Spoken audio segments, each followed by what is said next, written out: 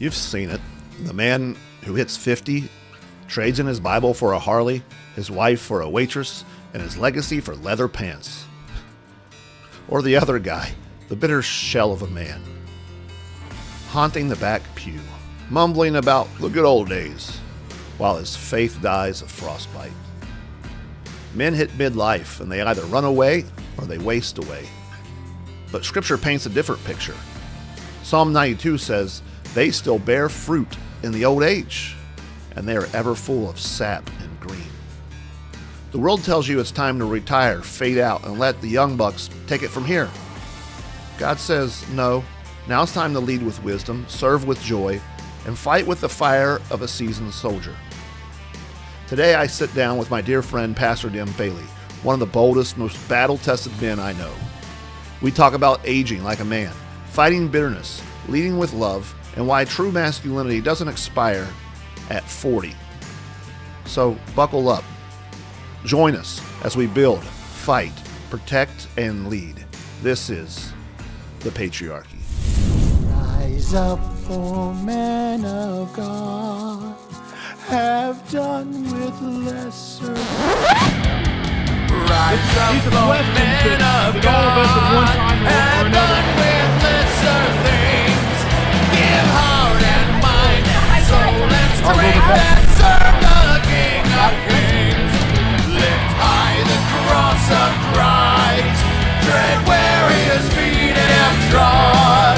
As brothers of the Son of Man, rise up, O men of God.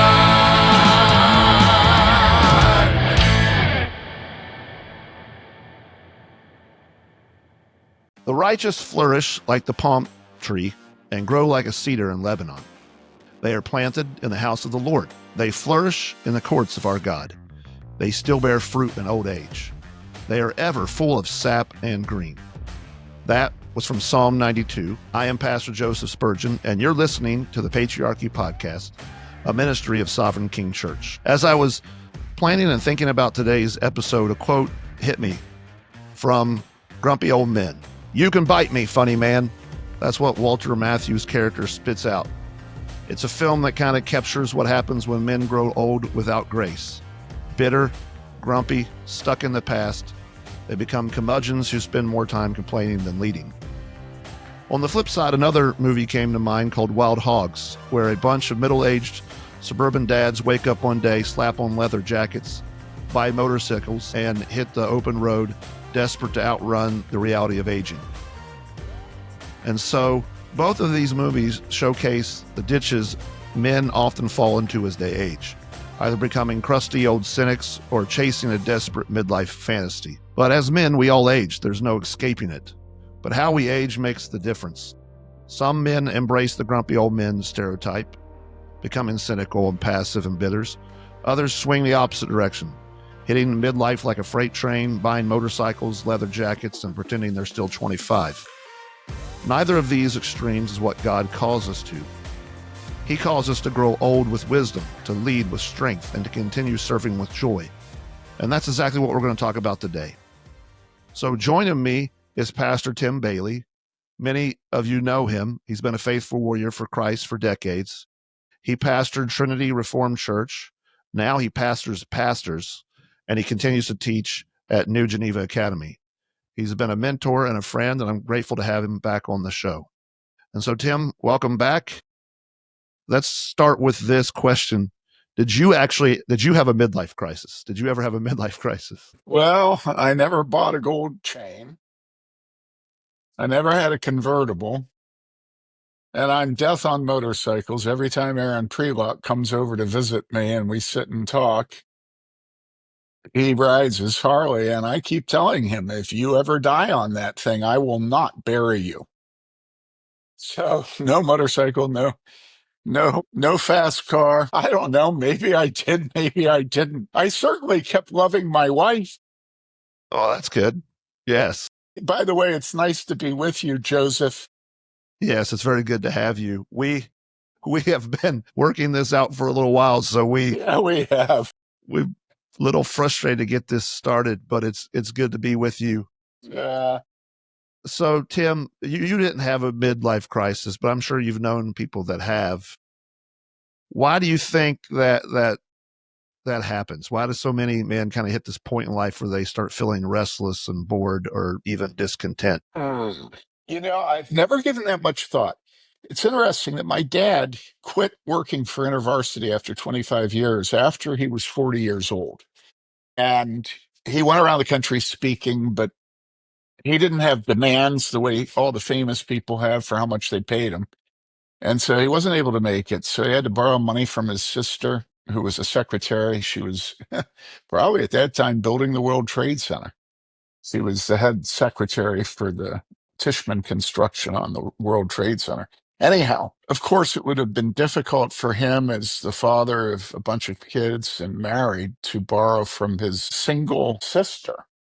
Humiliating. And after a couple of years, it was clear he wasn't going to make it financially, and he needed to get a job that would pay consistently. So he took a position as managing editor at David C. Cook Publishing, a Sunday school publisher out in Elgin, Illinois. I bring all that up because that would have been just the years prior to and to a midlife crisis. And I remember him writing an article saying that at that time, he said half the people in Who's Who were because of major career changes they made after the age of 40. And so I think even if that isn't a midlife crisis, it's a midlife change. And I think that when you realize you're over half done and you're on the downhill, I think it's natural for you to question whether you really want to have these children and be responsible, whether you really want to be married to this woman, whether you really want to be at this church, whether you really want to be working for this company. You've done half your life, and hey, it's time to re-examine my priorities. Yeah. I think the temptation hits you to think, okay, man, I've only got a little bit of time left before I really get old. And then I won't be able to make these changes. So you start thinking about, okay, are there dreams and things I've always wanted to do? It's now or never. And Yeah, people talk about bucket lists, and honestly, I sort of puke. It's like our bucket list is dying in Christ, still with faith and persevering. I mean, honestly, I understand people wanting to go to this place and that place and the other thing, but my goodness, for Christians, can we can we aspire to something a little higher than finishing with most of your bucket list done? I'm sorry, there's a little mini rant. well, Tim, if you were not tempted for that, what are the biggest temptations men face then as they grow older that you've experienced or you see with other men? All right. Well, we are back. And for you listeners, you didn't even know we were gone, but we know. And so, Tim, what are the biggest temptations men face as they grow older? I think discouragement for Christians. I kind of like to separate this between those who are believers and those that are not, because we really do have hope, faith, cheerfulness, and the gifts of the Spirit. One of the things we have as we get older that is so depressing that unbelievers have robbed themselves of is children and grandchildren. My wife keeps running into women who are just mourning over the decisions they made to only have one child or one or two. And as it turns out, because they didn't believe in children and they were just a lifestyle option, guess what? Their children don't believe in children either. And often they don't even believe in marriage. So you don't even have the joy of having your daughter-in-law hate you. Yeah, my parents have, I think, was it 17 grandchildren, and they run into people all the time that just have like one or two. Yep. And people look at them strange, like, well, because I've got 8 children, but I can't imagine. Can you imagine? I can't imagine growing old and then having no one. Well, Mary Lee tells me regularly about women she runs into, and inevitably with older women, the question is, do you have any grandchildren? It's always what they say. And she doesn't want to answer, because this woman is mourning over not having any grandchildren. And then she says, well, do you have any? And Mary Lee's like, let's talk about the weather. I have Yeah, yeah. how many grandchildren do you have? We have 30 with one on the way. Praise God for that. Yeah, and I think that one of the reasons Christians are different from unbelievers is that, I mean, we just had one of our granddaughters who's probably 8 at our house for a couple of days while our parents and other siblings were out of town. Just the joy, the making of the cookies, the making of a sign, welcome home. I had family devotions, which I usually don't do just with my wife, and even that was a joy. We had a couple of other grandchildren at the table. Last night, we invited them over for dinner, and, she goes down to the museum, the Children's Museum downtown, and, my goodness, could you imagine living in one of those cities down in Arizona or Florida where they don't allow children? Just shoot me. And so I want to say that among believers, if we have given ourselves to having children, some of the greatest temptations of discouragement, it is very difficult to have your children leave your home, whether for marriage, for college, for a job or something. It's very, but then you do have them getting married, Lord willing, and then you have a lovely daughter-in-law, a handsome son-in-law, and then you have grandchildren. And I mean, we had a couple of days recently where for the first time since we've been living in Bloomington, moving here in 92, we actually had snow, and it stayed cold enough that the snow stayed on the ground, and multiple days. We had scads of children out on our hill. We probably had 15 sleds, inner tube sleds, every kind of sled you could imagine. They made jumps. They made a run with curves and jumps, and they'd keep coming in and drinking cocoa that Anna was making, and what joy. So I don't know. You asked me, what are the temptations? And I would say that probably one of the temptations is to crawl in a hole and wait until you die and be grumpy and bitter. But children, my goodness, do they keep your sap running? All right. So that's you're answering one of the questions I was about to ask is how do you keep from becoming grumpy and kind of cynical with age? Can you keep? I was talking to a pastor recently. We're friends, and he came over. We were sitting and talking, and I was talking about the real discouragement. I don't have as much temptation to bitterness as a lot of men have. Well, I won't go off on why I think bitterness is such a temptation to so many men. But I was telling him my discouragement that a number of the major battles I fought for the reform of the church, honestly, they have been utter failures, glorious failures, complete, utter, and glorious failures. I just think of Bible translation. Now everybody's using neutered Bibles, and nobody cares. Pastors don't care. Scholars don't care. And the people in the pews are happy to have neutered scriptures because they're the ones that demand it in the first place. They don't want to have the word father, and they don't want the male inclusive. They don't want to be called brothers. What's God thinking? But of course, they don't say that because that would be impious, And so I was talking to him about this. The next day, I get this 3,500 word email from him, 500 words, in which he whoops my butt. I mean, seriously. And basically, the whole thing was him telling me, what a crybaby, what a wuss I was. And the way he let in, he didn't call me a wuss, but he was telling me I had no reason to be discouraged. And it was funny. The thing he said to me was, if you had been successful in the things you wanted to be successful in, you would have been proud. And so you should be happy you weren't successful in the places you wanted to be successful. And of course, he was absolutely right, you know? And so I think we have to be very careful as we get older to realize, and he said to me, he said, God has given you success where he didn't say this, but where you don't think anything of it. You just take that for granted. And you're off wanting molasses cookies and angel food cake and shrimp cocktail, and look at all that God's given you. And he went through a list of things at the end. I think that that's really something that is hard as you get older, is to not be a crybaby about the things you wanted in life. And, you may say, well, but it was a godly desire. Well, God often withholds from us desires that are not in themselves evil, and often sometimes good desires that he knows.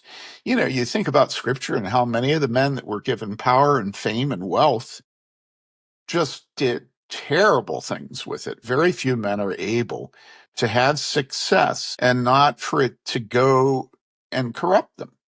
So I think one of the dangers is ingratitude. We wish God had given us something else, and we despise the things that he gave us.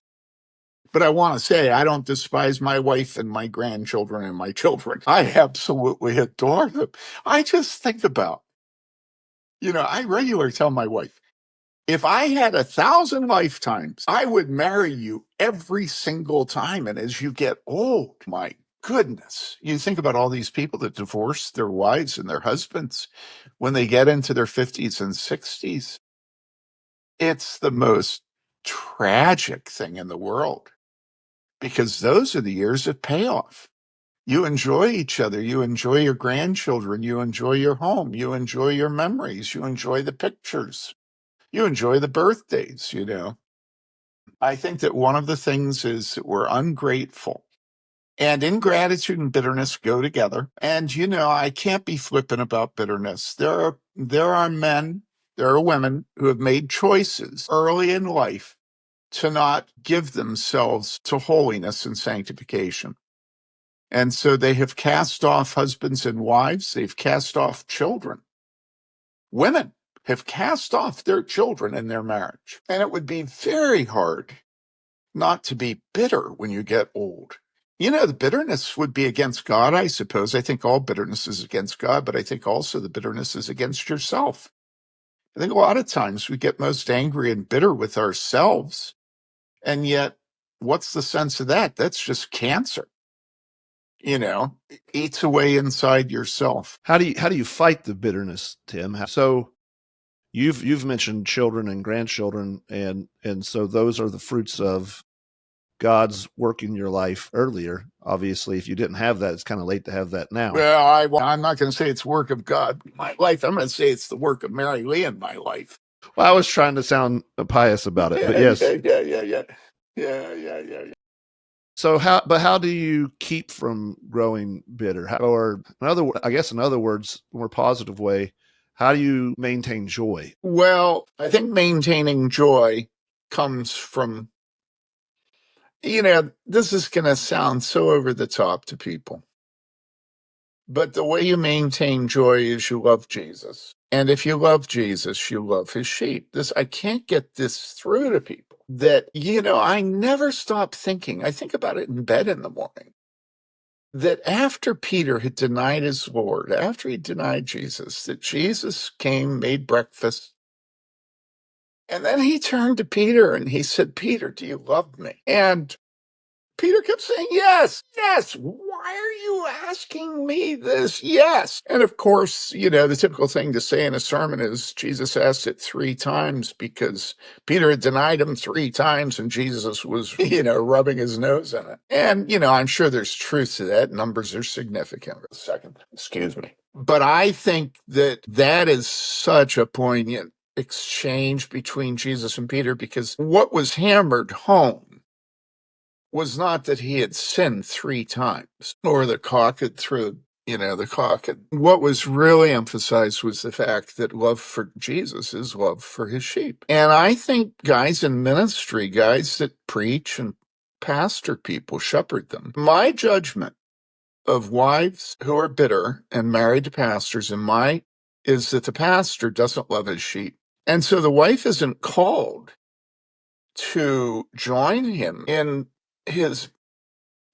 most loved work in his life. And instead, he resents it. He doesn't say it, but she can tell because, well, I have to go out again, or I have to.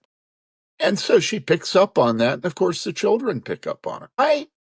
Listen, my attitude towards elders who don't serve joyfully, and you can see it in elders meetings, because in elders meetings, you'll have a job that needs to be done, and you'll have elders who don't volunteer to do the job and don't have faith for the job. My attitude towards elders who have to be talked into coming on the board of elders is, I don't want you. The sheep don't want you. Nobody wants a shepherd who doesn't want to take care of the sheep. And so I think this is true for pastors and elders often in ministry, that we really resent the work. And we resent the work because we don't love Jesus and we don't love his sheep. Honestly, you're asking me about me, and I'm a pastor, and I will tell you that the way to avoid bitterness is to love the sheep.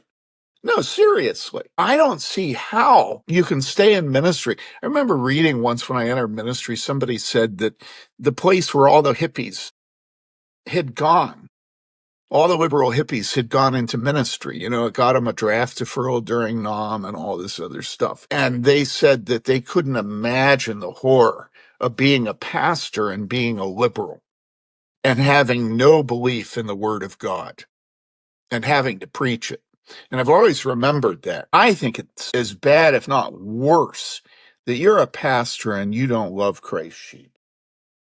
I mean, honestly, that is a horrible life. And then you force your wife and your children to resent. But the sheep bite you, Tim. They don't listen to you. You tell them something and they don't listen. And so they don't grow as fast as you want them to. You don't see any fruit from it. Come on. The fruit is out your nose as a pastor. If you love your sheep, the fruit is mind-boggling. Now, I know that's going to sound nasty to guys that are planning churches because they do struggle. As Dave Carell says, they claw their way forward, you know. But, I mean, honestly, if you love the sheep, you start by loving your own children. And what man in ministry doesn't see fruit in his children of his ministry? And in the life of his wife, what man in ministry doesn't see fruit in his life because of his wife and children? Listen, God has made fruit a principle of the entire universe because it's in the Trinity. All right? And so there is no one who casts their seed upon the water that doesn't produce a harvest. It may not be the harvest you wanted it to be, but I'm telling you, if you love your sheep and provide them pastoral care, you will have fruit. It's just a law of the universe. And that's applicable not just to pastors, that's applicable to just men in general. Whatever, loving God's people, you'll see the fruit of it in your life. Well, and it's true on social media. You know, people pour their lives into figuring out how to get likes. And, you know, we're really pretty good at working on our, social presence and faves and all this other stuff. And so, in the church, Jesus says, tend my sheep, feed my sheep. If you love me, this is what I'm calling you to do. And if a man is called by God into the ministry and he loves the sheep, the fruit will be, I don't know how to handle this discussion because I look back on my life and I look back at the church I was at for 4 years, which was hellacious. And there was unbelievable fruit in that church while those people fought and fought and fought and fought and fought. As a matter of fact, I might say that if you really want to be blown away by fruit, get yourself into a mess in a church. Because messes set in relief what's going on spiritually. And you will see unbelievable fruit come out of fighting in a church. I'm not saying cultivate fighting, but boy, does it make it clear what the sides are and who loves God and who's a rebel against God. As long as you're not fighting over the color of the walls, Yeah. you've got to make sure Piddly the fight stuff. is something that matters. Going along with this, so you've seen if you're getting older, and I think another temptation is to think, okay, but I've done my job now, right? I've done my work. Time for other people to take over.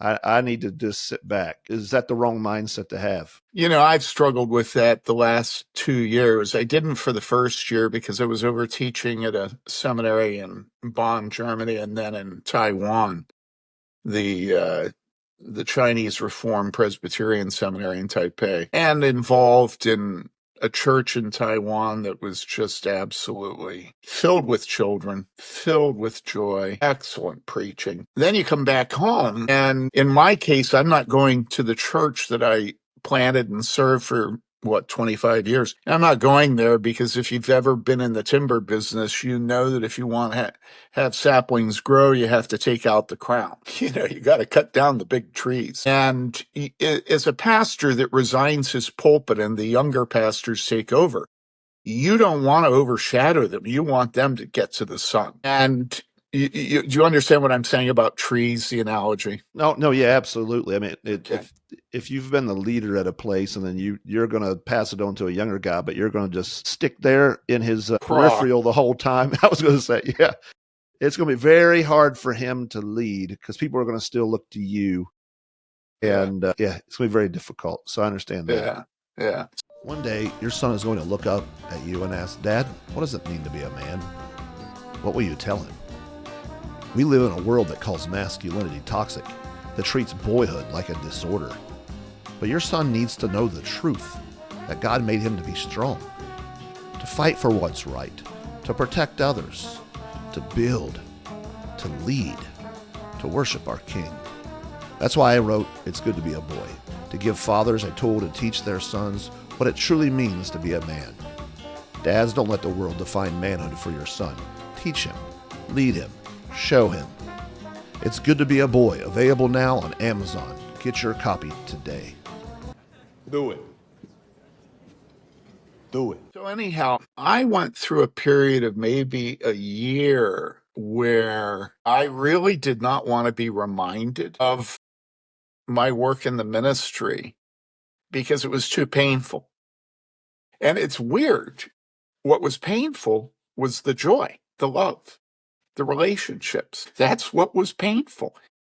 And I kept telling my wife and a couple other friends, they couldn't understand. Well, just go back to the church occasionally and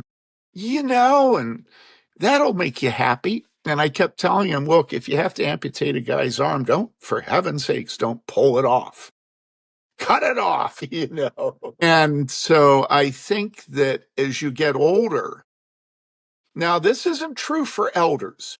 Elders are not, unless they're the sort of loyal opposition elder, and if they are, just shoot them. But if they're not one of that kind of elders can continue to be sappy in the same church until they die. That's a beautiful thing about the eldership. And it's a hard thing about the pastor. I remember Kent Hughes resigned his pulpit at College Church. And he and Barb and Mary Lee and I were talking, and they told us that after he left, that he had an exposition conference that he held each year at that church. And so he called up, I don't know if he called up or the other guy called him up, but the new senior pastor said that he didn't want Kent coming back and leading that conference. And I remember at the time thinking, are you serious? I mean, these are people not even from the church. It's just a tiny little group of people, but he doesn't want them coming back. Well, now that I've gone through it, I kind of understand the dynamics of Dad coming home when Dad left. You know what I'm saying? It discombobulates everybody. And so you ask me, and I will admit that I got to the point where I was not bitter, but angry that I felt like I was in a straitjacket I couldn't get out of, which was that all the grandchildren, most of them are here, and our house is here, and we're living here, but I can't go to this, big building with hundreds and hundreds of people and their children that I adore. 100 of those kids Mary was a doula for. And here we are not going back, and it's our commitment. That's not something that's been forced on us, right? And so I went into a funk, and I can talk about it now because it's a funk I'm out of now. But I think one thing that helped me to come out of it is to realize what you said at the beginning is I'm no longer pastor at Trinity Reformed Church. I'm now pastor to a whole bunch of churches, but I can only work through the elders and pastors. And so what I'm really doing now is building up the ministry of other men. And so it's not like I don't still get love and affection and trust, but it's usually over a phone, which is a pain in the rear. Because, you like to be with guys. And I get to preach and do conferences and retreats and stuff like that. But really, my main ministry now is to elders and pastors. And typically, conflict in their churches, conflict on their staff, or quite often, the abuse of children. There was one case we spent a year walking through it with an elder and his fellow elders and pastors. And so that sort of pulled me back. God pulled me back. My wife pulled me back. Over this past year, I've played my country music song backwards. I got my dog back, my pickup back, my wife back. Haven't gotten the church back. I don't want it back. I was recently over there, Joseph, for a concert of the kids, and I had a severe disappointment not being able to finish out the inside of the new building before I left. And that was one of the things. Actually, that was something I was bitter about that. I will cop to that. And so I didn't want to go in the building because I was just so yikes. Well, then I had to go to this concert, and it was in the new building. And I did not want to go in that building. And so I went in, and the kids started singing hymns. And that flipped my heart because, honestly, who cannot have joy when children are singing hymns? And then I looked around at the building, and I realized the guy that had designed and put up the fancy lights at the top of the atrium was sitting back of me, and he was like a root out of dry ground when he came to our church. And I thought, what a beautiful job on those lights he did. And then it all came out of me. I thought, well, Mike Bowles did a beautiful job, and Lucas and Jody and Max and the elders, Brian Bailey. And all of a sudden I realized that even at that point where I had some bitterness about not being able to see that job through to completion, the minute I began to think about the joy that other men had in bringing it to completion, all of a sudden I was really filled with joy that they had been able to have. And then I realized if I had finished it, they would never have had that joy. And it's just like God keeps kicking me when I'm down to get back up and be happy, And sometimes I'm angry. And sometimes that night I had an entire reversal on that building. Instead of looking at it personally, I looked at it through everybody else's eyes, and it was a wonderful victory for them. As you're talking, I'm thinking about how it can be tempting to think you're feeling sidelined or useless, and you were bringing that up. But the building being built is part of the fruit of your work from the past, and I can't help but also think about David and Solomon and the temple, and right. So you had the dream for it. You were there to lay the groundwork. And then others are doing that work. And that's a lot that happens as we age, that projects that we wanted or things we wanted, we don't get to do, but somebody else that comes behind us does. And Joseph, just 1 second. Who is going to compete? And you can take this out or leave it in as you want. Who's going to end his life having a pissing contest with his sons? These guys are my sons. What am I going to do? Cut off my hand to spite my face? Exactly. So, and the truth is, even then, and I'm talking to you've not been sidelined. As you were saying, your work is with pastors. I've personally benefited from your work in ways that I think you're more free to be able to do now than when you were at Trinity Reformed. And so I'm thankful for you as you have aged. You haven't well, I'm done. I'm done. Throw your hands up. I'm done. I've tried to do that a couple of times. I have, there are some things that are more fun than other things. And, one of my roles has always been at church and elders meetings and denominations to say the thing everybody else knows and doesn't want to say. And you were at the last Presbytery meeting. I resented that meeting. I just resented it, because I just thought, oh, come on, you guys, I taught you to do this, so do it.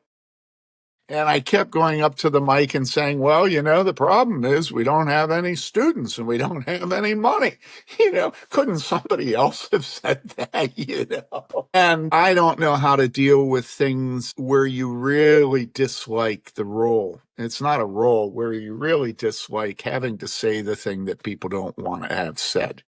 And that's unique to me. That's something that I have always felt irritated at doing, but I really believe that we cannot stick our heads in the sand and be good leaders. In order to lead properly, we have to look at the problems, name them, and then with love deal with them. But I'm going to come back and say that when it comes to being a pastor, an elder, or dad, I cannot emphasize enough the necessity of love.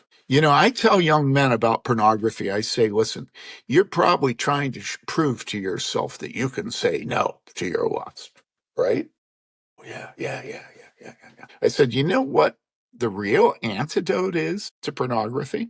The real antidote is to pour yourself into getting better at loving your wife, because the more you love her, the more you're horror-stricken at the vision of another naked woman. And go ahead.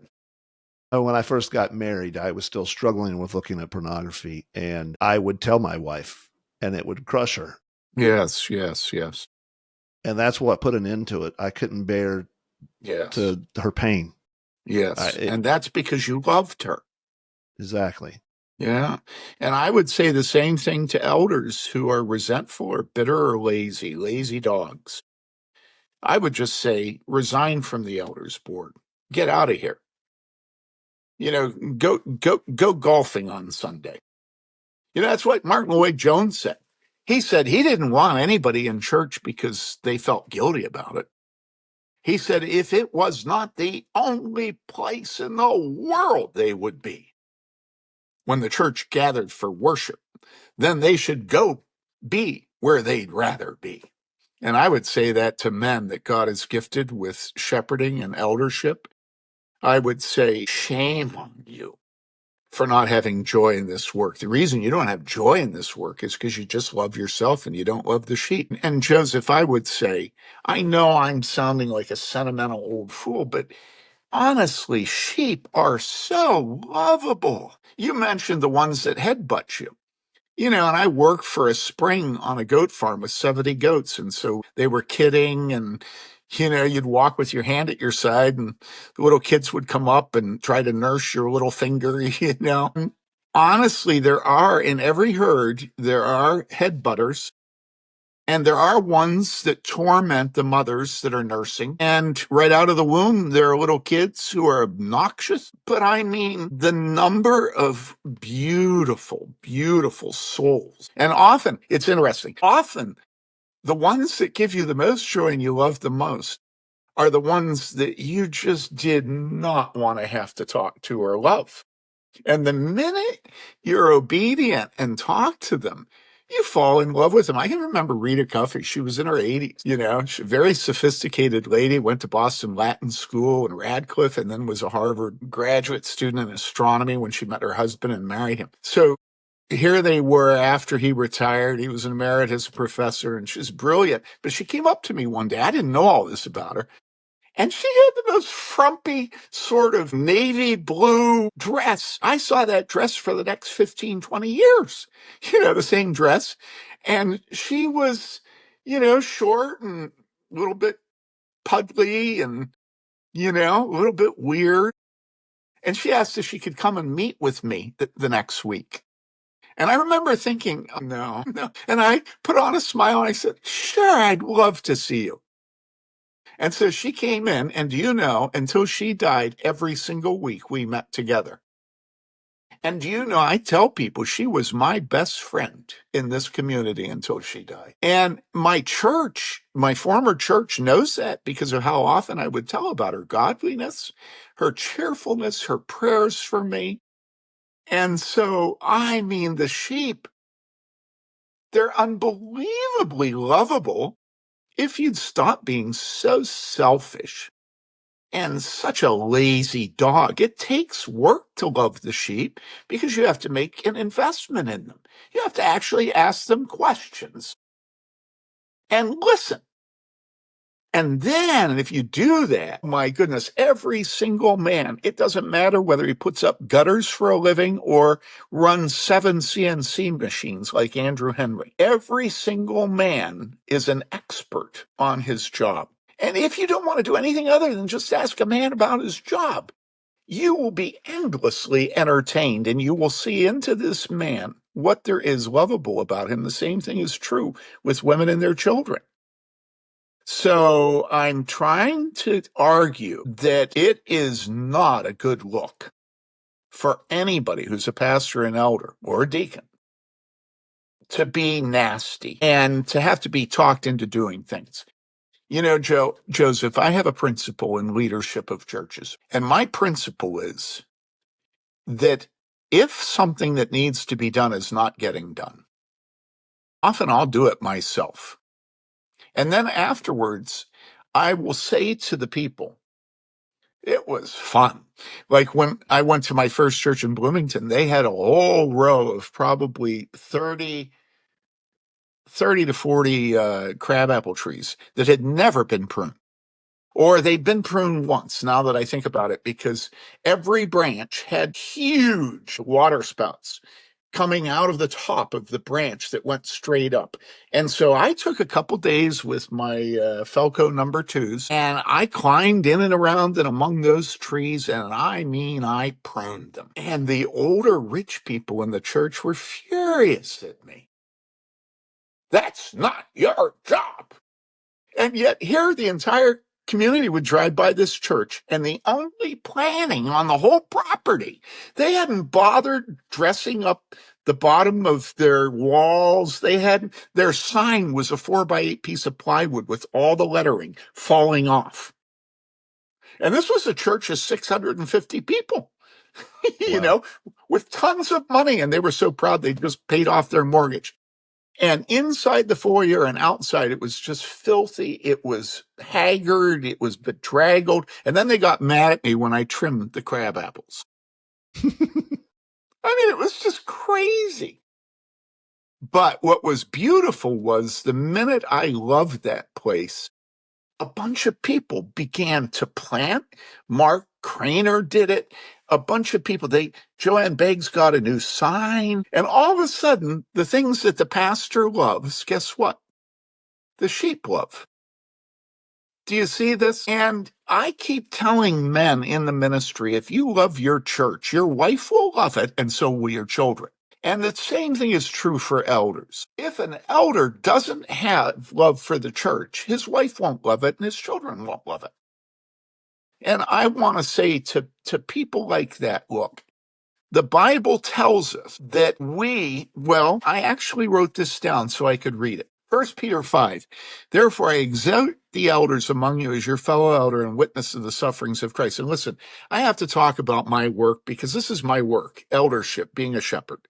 And so this is how I think about old age and staying sappy, all right? I exhort the elders among you as your fellow elder and witness of the sufferings of Christ and a partaker also of the glory that's to be revealed. And then he says this, verse 2, 1 Peter 5, verse 2. Shepherd the flock of God among you, exercising oversight, not under compulsion. Remember how I told you?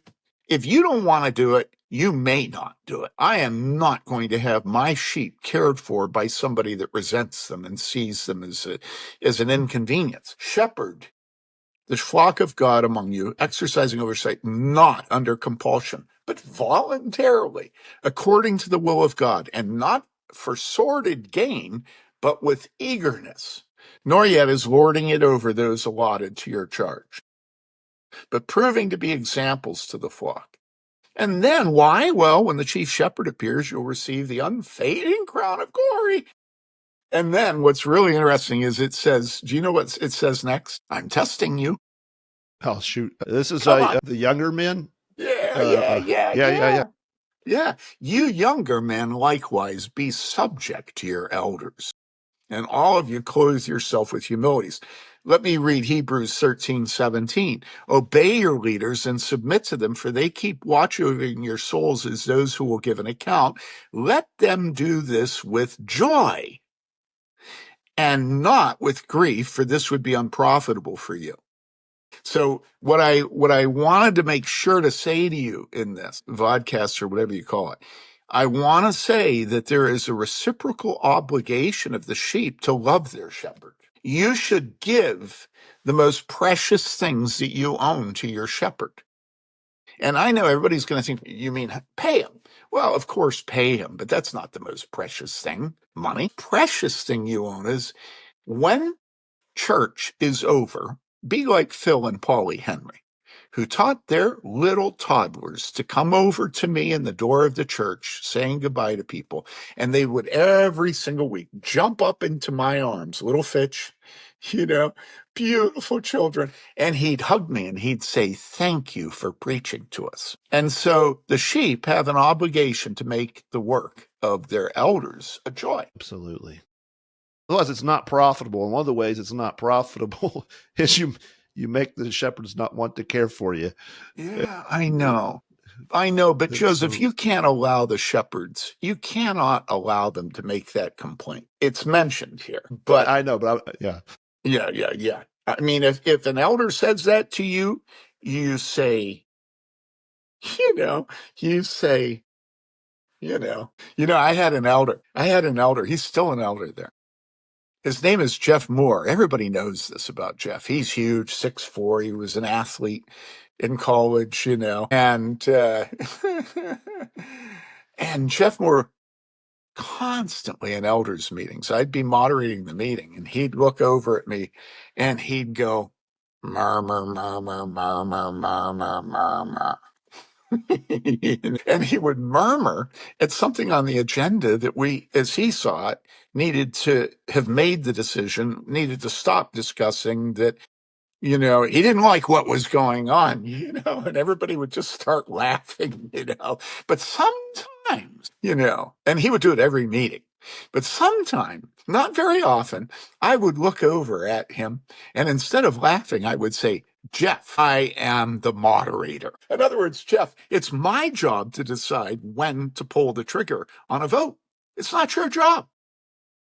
And so I think it's important for pastors to discipline their elders. I really do. Because if you don't discipline your elders, they won't love you. And so if you have a man on your staff who's a pastor, or you have an elder, you have a deacon who's blowing up deacons' meetings, we have to discipline that because, let me say it this way, the well-being of the board of elders depends upon you disciplining people on the board of elders who are bitter or who are lazy and don't do their fair share. If you want to demoralize your board of deacons and your board of elders, just allow one of those men to be a complainer, to be bitter, to always argue against any expenditures. And so we have to be careful to use negative tools as well as positive in growing the unity of the church and in love and in having a sweet spirit.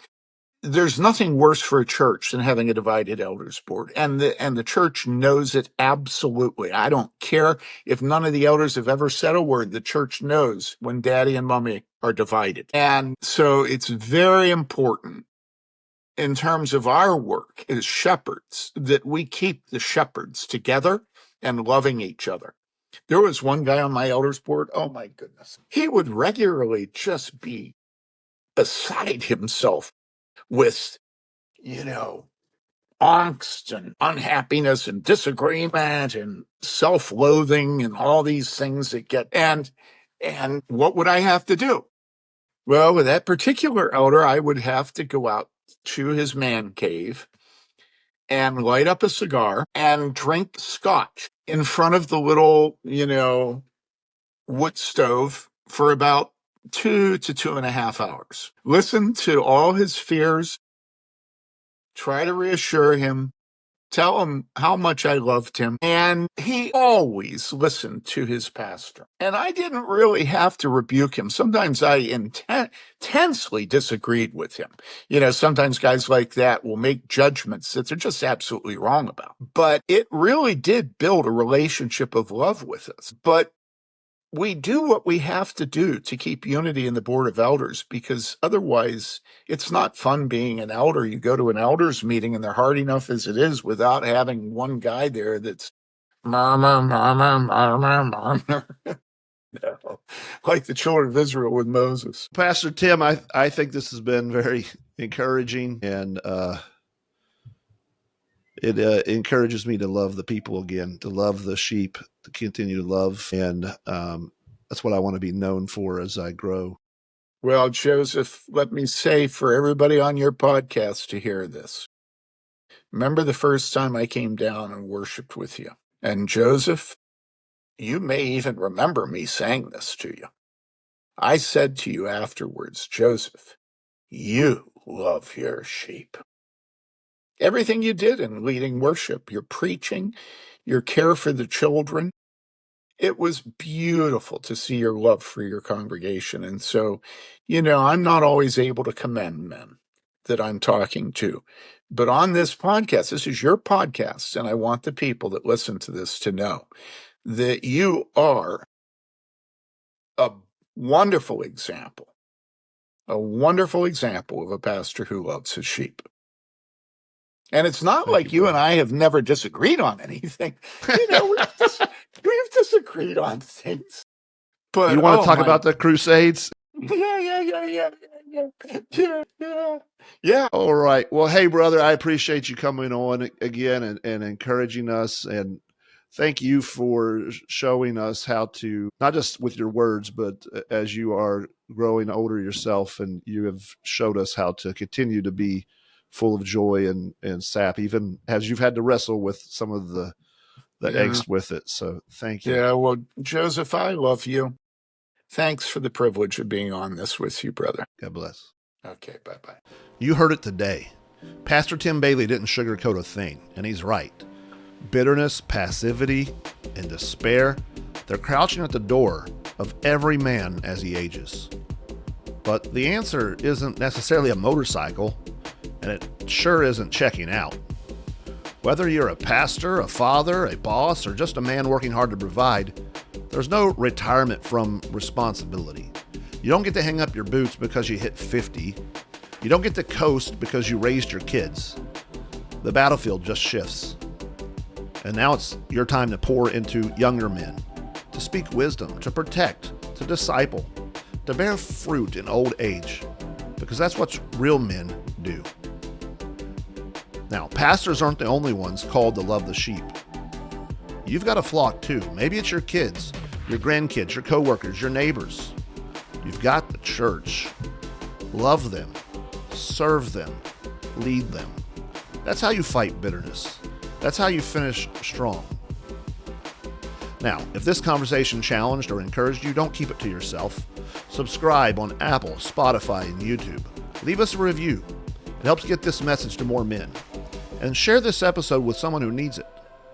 And if you're one of those older men wondering what's next, ask God to show you.